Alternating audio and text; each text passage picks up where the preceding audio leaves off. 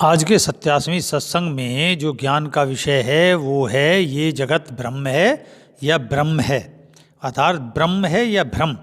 और इस विषय प्रश्न करते हुए जो है शिष्य कहता है कि गुरुदेव ये जगत के विषय में अधिकतर यही सुना जाता है कि जगत मिथ्या है और ब्रह्म सत्य है, जगत मिथ्या है ब्रह्म सत्य है, ये रैन बसेरा है, यहाँ तो आना जाना लगा रहता है। तो इसके बारे में आप क्या कहते हैं?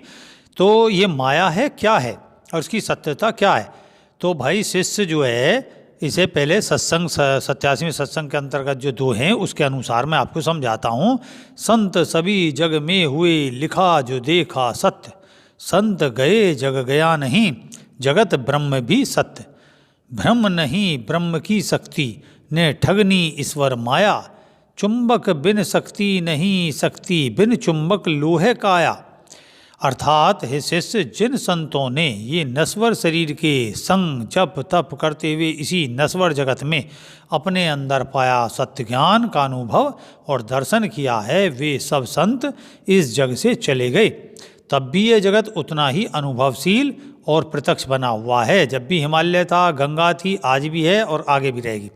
इतना ही नहीं, उन संतों के समय भी था और आज भी उतना ही सत्य और अडिग बना हुआ है और प्रत्यक्ष है। तो यूँ यह जगत भी ब्रह्म की ही अभिव्यक्ति होने से भ्रम नहीं है, बल्कि ब्रह्म की भांति ही सत्य है, क्योंकि सत्य से सत्य ही यानी ब्रह्म से ब्रह्म ही उत्पन्न होता, भ्रम नहीं।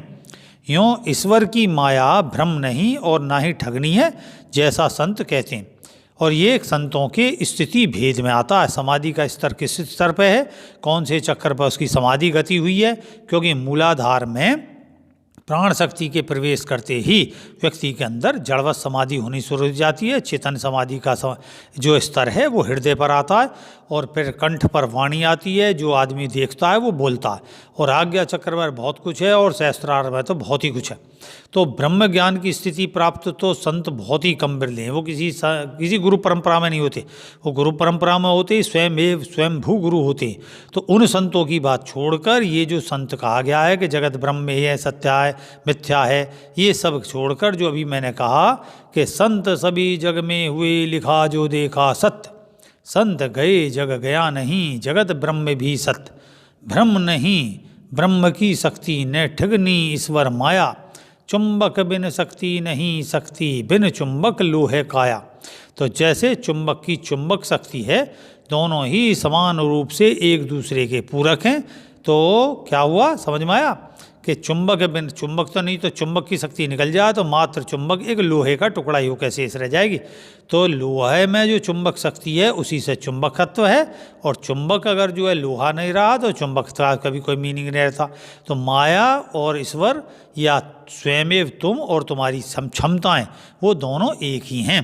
क्षमता तुम्हारी माया है अर्थात शक्ति है, इसको भिन्न ना समझें, ये दोनों अभिन्न हैं। तो समझे भक्त। और फिर मिलते हैं सत्संग के साथ किसी प्रसंग में नए। जय सत्यम सिद्धाय नमः।